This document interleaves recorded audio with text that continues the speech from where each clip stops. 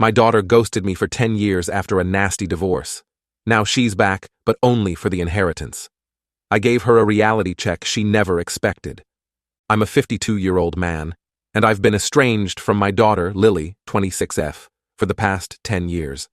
It's been a long and difficult journey, and I'm writing this post because I'm at a crossroads and could use some outside perspective. To give you some background, I was married to my ex-wife, Karen, 50F, for 20 years. We met in college. I was studying construction management, and she was majoring in journalism. We fell in love quickly and got married right after graduation. We had Lily when we were both in our mid-20s, and for a long time I thought we were happy. I started working as a contractor, which meant long hours and sometimes being away from home for extended periods. It was tough, but I was determined to provide a good life for my family. I remember coming home late at night, exhausted, but happy to see Karen and little Lily. Those early years were challenging, but filled with love. Karen decided to be a stay-at-home mom when Lily was born. She had always wanted to write a novel, and we thought this arrangement would give her time to pursue that dream while taking care of our daughter. I supported her decision fully, working even harder to make sure we were financially stable. As Lily grew older, I tried my best to be present for the important moments. I never missed a school play or a parent-teacher conference.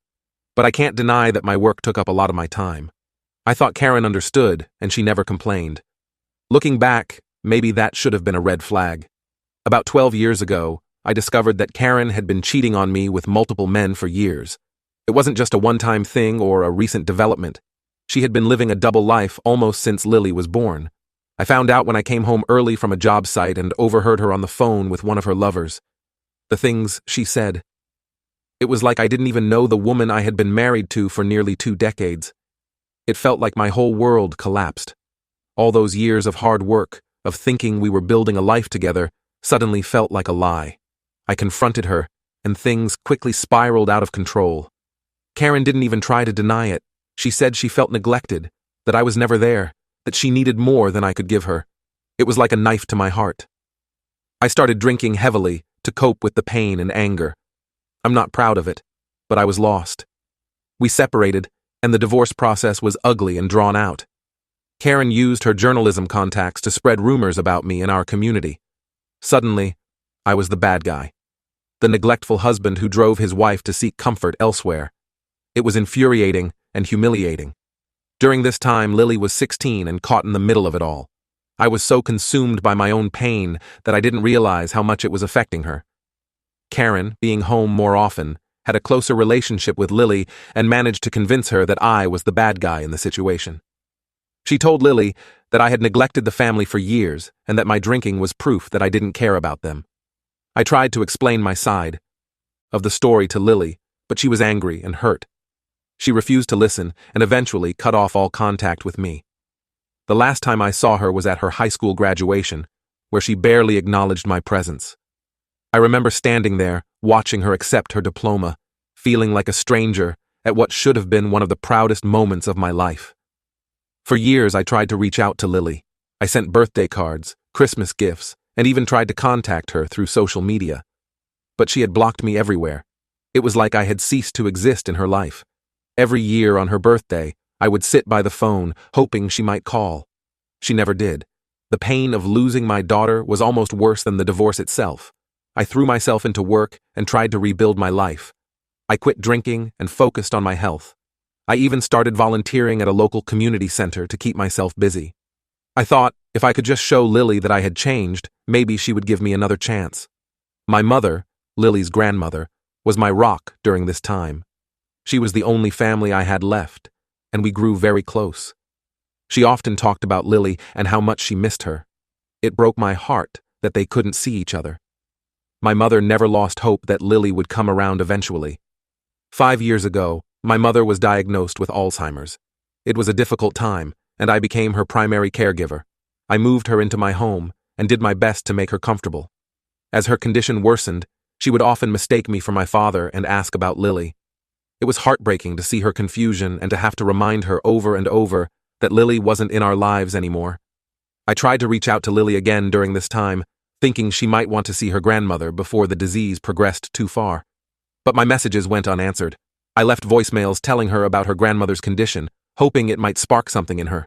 but there was only silence. My mother passed away 6 months ago. It was a devastating loss, and I felt more alone than ever. The funeral was small, just me and a few close friends. As I stood by her grave, I couldn't help but think about how Lily should have been there. My mother had loved her so much, and Lily didn't even know she was gone. I inherited my mother's estate, which included several rental properties and a significant amount of savings. It wasn't something I had ever counted on or needed, as I had always lived comfortably on my own income. My mother had been smart with her money, investing wisely over the years. I decided to keep managing the properties, seeing it as a way to honor her memory. Last week, out of the blue, I received a call from Lily. I almost didn't recognize her voice. She said she had seen on Facebook that her grandmother had passed away and wanted to check on me. I was shocked and cautiously hopeful. Her voice sounded different, more mature, of course, but also hesitant, almost nervous. We talked for a while and she suggested meeting in person. I agreed, and she came over too. My house for dinner last night. When I opened the door, it was like looking at a stranger.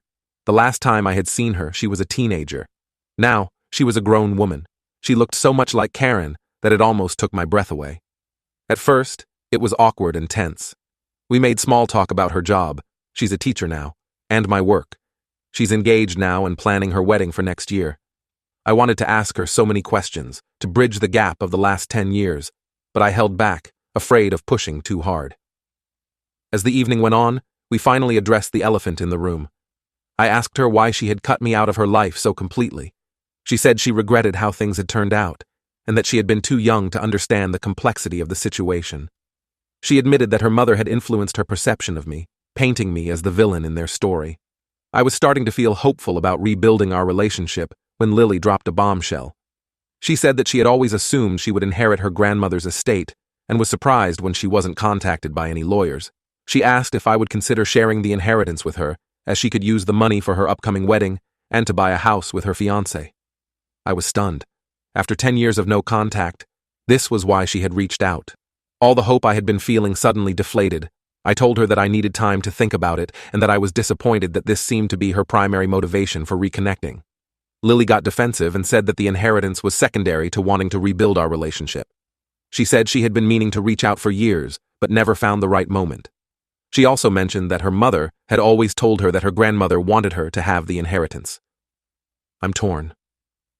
On one hand, I've missed my daughter terribly and want nothing more than to have her back in my life. I've dreamed of this moment for years, of having the chance to explain, to make things right. But on the other hand, I can't shake the feeling that she's only interested in the money. I don't know if I can trust her intentions. I haven't given her an answer yet about the inheritance. Part of me thinks that if I share it with her, it might open the door to rebuilding our relationship. But another part feels like I would be rewarding her for years of silence and only reaching out when there was something to gain. I'm not sure what to do. Should I give her part of the inheritance? Should I try to rebuild our relationship regardless? Or should I protect myself from potentially being hurt again? The thought of losing her a second time is almost unbearable, but so is the idea of being used for money. Any advice would be appreciated. I've been carrying this weight for so long, and I just want to make the right decision. I want my daughter back, but I'm scared of being hurt again. I'm scared that if I say no to the inheritance, she'll disappear from my life again. But if I say yes, will our relationship ever be genuine? Update 1. It's been a week since my last post, and a lot has happened. I want to thank everyone for their advice and support. It's given me a lot to think about, and I'm grateful for the different perspectives. After much consideration, I decided to meet with Lily again to have an honest conversation about everything. I invited her over to my house, thinking a neutral, private setting would be best for such a difficult discussion. I spent the day before her visit looking through old photo albums, reminiscing about the good times we had when she was young. It made me both hopeful and sad, thinking about all the years we've lost. When Lily arrived, I could tell she was nervous. She kept fidgeting with her engagement ring, a habit she's had since she was a child. We sat down in the living room, surrounded by photos of her growing up. I started by telling her how much I've missed her over the years, and how happy I was that she reached out. But I also expressed my concerns about her motivations, especially regarding the inheritance. To my surprise, Lily broke down in tears. She confessed that while the inheritance was initially what prompted her to contact me, she realized how much she had missed out on over the years. She told me about how she had struggled with guilt and confusion, especially as she got older and started to question the narrative her mother had fed her. Lily revealed that her relationship with Karen had become strained over the years. As an adult, she began to see through some of her mother's manipulations and realized that things weren't as black and white as she had been led to believe. She shared a memory from when she was 18, just after she had cut contact with me. She had found an old birthday card I had sent her, hidden in Karen's desk. It was the first time she realized that I had been trying to reach out all along. She also shared something that shocked me. Karen had remarried a few years ago to a man who turned out to be controlling and verbally abusive. Lily said she often found herself wondering what I would have done or said in certain situations, and it made her realize how much she missed having a father figure in her life. She talked about a particularly bad fight between Karen and her stepfather, where she had almost called me but lost her nerve at the last minute. I listened to everything Lily had to say, and I could feel my heart softening. I shared with her some of my own struggles over the years, my battle with alcoholism after the divorce, my loneliness, and the pain of losing my mother. I told her about all the times I had tried to reach out and how much it hurt when she didn't respond. I showed her the box where I had kept all the returned birthday and Christmas cards, each one a painful reminder of our estrangement. We both ended up crying and hugging each other. It felt like 10 years of pain and misunderstandings were finally being addressed. Lily apologized for believing her mother's lies, and I apologized for not fighting harder to stay in her life. It was a cathartic moment for both of us. After we had calmed down, we talked about the inheritance. I explained to Lily that while I understand why she might have thought she was entitled to it, legally and ethically, it belongs to me. I told her that I had already made plans for most of the money, including setting up a scholarship fund in my mother's name at the local community college where she used to teach. However, I also told Lily that I would be happy to help her with her wedding expenses and contribute towards a down payment on a house, not as an inheritance, but as a gift from a father to his daughter. I made it clear that this was not conditional on our relationship, but something I wanted to do because I care about her. Lily was very grateful and apologized again for how she had approached the situation initially. We agreed to take things slow and work on rebuilding our relationship. She showed me pictures of her fiancé and told me about their plans for the future. It was bittersweet, realizing how much of her life I had missed, but I was grateful for the chance to be part of it now. We've made plans to meet regularly, and Lily has even suggested that we could start seeing a family therapist together to work through some of our issues. She mentioned that she's been in therapy herself for the past year, dealing with the aftermath of her mother's emotional manipulation and her stepfather's abuse. I'm proud of her for taking that step and agreed that professional help might be good for us too. Before Lily left, we looked through some of the old photo albums together. There were so many memories, her first steps, her first day of school, family vacations. It was emotional for both of us, but it also felt like the beginning of healing. Lily asked if she could borrow one of the albums, saying she wanted to remember the good times we had. I know we have a long way to go, and there will probably be more difficult conversations ahead. But for the first time in years, I feel like I have my daughter back. It's not perfect, and we both have a lot of healing to do, but it's a start. As I watched Lily drive away, I felt a mix of emotions: hope, fear, joy, and sadness. I'm cautiously optimistic about the future, but I'm also aware that we have a lot of work to do. I'm committed to being the father she needs now, even if I can't make up for the years we've lost. Thank you all again for your support and advice. It really helped me approach this situation with a clear head and open heart. I'll keep you updated on how things progress. Update 2. It's been about a month since my last update, and I wanted to share some recent developments. The past few weeks have been a roller coaster of emotions, with both highs and lows as Lily and I navigate our newfound relationship. Lily and I have been meeting regularly, usually once a week for dinner or coffee. We've been slowly getting to know each other again, sharing stories about our lives over the past decade. It's been both wonderful and painful, wonderful to be reconnecting, but painful to realize how much we've missed out on. Last week, she brought over her high school yearbook, and we spent hours going through it. She pointed out her friends, told me about her favorite teachers, and even showed me a picture of her at prom. It hurt to realize I had missed all of these important moments, but I'm grateful she's willing to share them with me now. Lily has been opening up more about her relationship with Karen. She told me about how, after the divorce, Karen would often badmouth me, telling Lily that I had abandoned them. It's hard to hear how my ex-wife poisoned my daughter against me, but I'm trying to focus on the present rather than dwelling on the past. Lily admitted that as she got older, she started to see inconsistencies in her mother's stories, which led her to question everything she had been told. Last week, Lily invited me to meet her fiancé, Mark. We met at a local restaurant, and I was nervous, to say the least. I spent hours beforehand trying to decide what to wear, what to say, how to act. I wanted to make a good impression, to show Lily that I could be the father she needed. Mark turned out to be a nice guy, an accountant who seems to genuinely care for Lily. He was respectful and seemed interested in getting to know me. We talked about his family, his job, and their plans for the future. It was surreal sitting there with my daughter and her future husband, feeling like a part of her life again. During dinner, Lily surprised me by asking if I would walk her down the aisle at her wedding. I was touched and agreed immediately. It feels like a big step in rebuilding our relationship. I couldn't help but think about how, just a month ago, I thought I'd never even be invited to her wedding, let alone play such an important role. However, not everything has been smooth sailing. Karen, my ex-wife, found out that Lily and I have reconnected. She called me, furious, accusing me of trying to turn Lily against her. I tried to explain that wasn't the case, but she wouldn't listen. She brought up old arguments from our marriage, accusing me of neglect and emotional abandonment. It was like being transported back in time to our worst fights. I did my best to stay calm, but it was difficult not to get dragged into the old patterns. The next day, Lily called me, upset. Apparently, Karen had called her too, telling her that I was manipulating her and that she shouldn't trust me. Lily assured me that she didn't believe her mother, but it's clear that Karen's interference is causing her stress.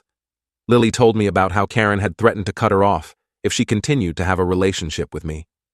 It's putting Lily in an impossible position, forced to choose between her parents. I'm worried about how this might affect our fragile reconciliation. Lily suggested that we stick to our plan of seeing a family therapist, thinking it might help us navigate these complicated dynamics. Our first session is scheduled for next week. I'm nervous about it, but I know it's necessary if we want to move forward in a healthy way. On a more positive note, I've started helping Lily plan her wedding. We've been looking at venues together, and it's been a great way to bond. Last weekend, we visited a beautiful outdoor garden that Lily fell in love with. As we walked around, discussing seating arrangements and decorations, I felt a surge of fatherly pride. I've also made good on my promise to help with the expenses, which Lily has been very appreciative of. Lily has been sharing more about her life with me. She told me about her job as a high school English teacher and how she sometimes sees herself in her students. She admitted that she often thought of me when dealing with troubled teens, wondering if I had felt the same helplessness when she pushed me away. These conversations are bittersweet. I'm glad she's opening up, but they're also reminders of all the time we've lost. I'm trying to remain cautiously optimistic, but I can't help but worry about what other challenges we might face. Karen's reaction has reminded me of how messy things can get, and I'm concerned about how it might affect Lily. I don't want her to feel torn between her parents, but I also don't want to step back just because Karen is causing problems. For now, I'm focusing on taking things one day at a time and enjoying the time I get to spend with my daughter. It's more than I ever thought I'd have again, and I'm grateful for it. Next week, Lily wants to introduce me to some of her friends. It's a small step, but it feels significant, like she's really trying to integrate me back into her life. As I write this, I'm looking at a recent photo of Lily and me that we took during our last dinner. It's on my fridge now, a tangible reminder of the progress we've made. There's still a long road ahead, but for the first time in years, I feel hopeful about the future. Update 3. It's been 3 months since my last update, and a lot has happened. I wish I could say everything has been going smoothly, but we've hit some bumps in the road. The good news first, Lily's wedding planning is in full swing, and I've been involved every step of the way. We've chosen a venue, and Lily has asked me to help her pick out her wedding dress. It's been an emotional experience, and I'm looking forward to walking her down the aisle. Last week, we went to a bridal shop together. Watching Lily try on wedding dresses was surreal. I found myself tearing up, thinking about how I almost missed this moment. Lily and I have been spending more time together outside of wedding planning too. We've started a tradition of having Sunday brunch together. It's become something I look forward to all week. We talk about everything and nothing, her work, my projects, books we've read. It feels like we're making up for lost time. Now, for the challenging part. Remember how I mentioned Karen's interference? Well, it's gotten worse. She's been constantly calling and texting Lily, trying to guilt her about spending time with me. It's putting a lot of stress on Lily, and it's starting to affect our relationship. Last week, Lily canceled our brunch plans because Karen had shown up at her apartment unannounced and refused to leave. We've been seeing the family therapist regularly, which has been helpful in many ways. It's given us tools to communicate better and work through some of our past issues. However, it's also brought up a lot of painful memories and emotions. In our last session, the therapist suggested we talk about the day Lily decided to cut contact with me. It was a difficult conversation, bringing up feelings of anger, hurt, and regret on both sides. In that session, Lily admitted that she still harbors some resentment towards me for not fighting harder to stay in her life when she was younger. Even though she understands now that I tried, she said part of her still feels abandoned. It was hard to hear, but I'm glad she felt safe enough to express those feelings. She talked about how she used to wait by the phone on her birthday, hoping I'd call, not knowing that I was doing the same thing. On my part, I've had to confront some of my own lingering anger and hurt. I've realized that while I'm overjoyed to have Lily back in my life, I'm also scared of being hurt again. The therapist is helping me work through these fears, encouraging me to be open with Lily about my feelings. Last week, things came to a head when Karen showed up unannounced at my house while Lily was visiting. She was angry and demanded to be part of our reconciliation process. It turned into a heated argument, with Lily caught in the middle. Karen accused me of trying to buy Lily's love with the promise of inheritance and wedding money. She brought up old grievances from our marriage, things I thought we'd left behind years ago. In the end, Lily stood up to her mother, telling her that she's an adult and can make her own decisions about who she wants in her life. It was a proud moment for me, but I could see how much it pained Lily to be in that position. After Karen left, Lily broke down crying, saying she felt torn between her parents and guilty for hurting her mother. After Karen left, Lily and I had a long talk. We both agreed that while we want to continue working on our relationship, we need to set some boundaries, especially when it comes to Karen's involvement. Lily suggested that we might need to take a step back from our frequent meetings, at least until things calm down with Karen.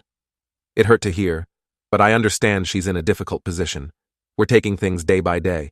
Some days are great, filled with laughter and new memories. Other days are tough, as we navigate the complicated emotions and dynamics of our family. Yesterday, Lily called me in tears after another fight with Karen.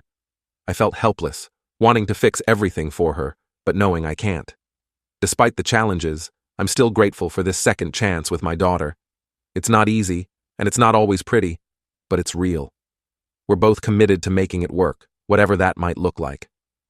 As Lily's wedding day approaches, I'm filled with a mix of emotions, joy, nervousness, and a deep sense of gratitude. No matter what happens, I'll always cherish this time I've had to reconnect with my daughter. I just hope that we can find a way to move forward that brings peace to all of us.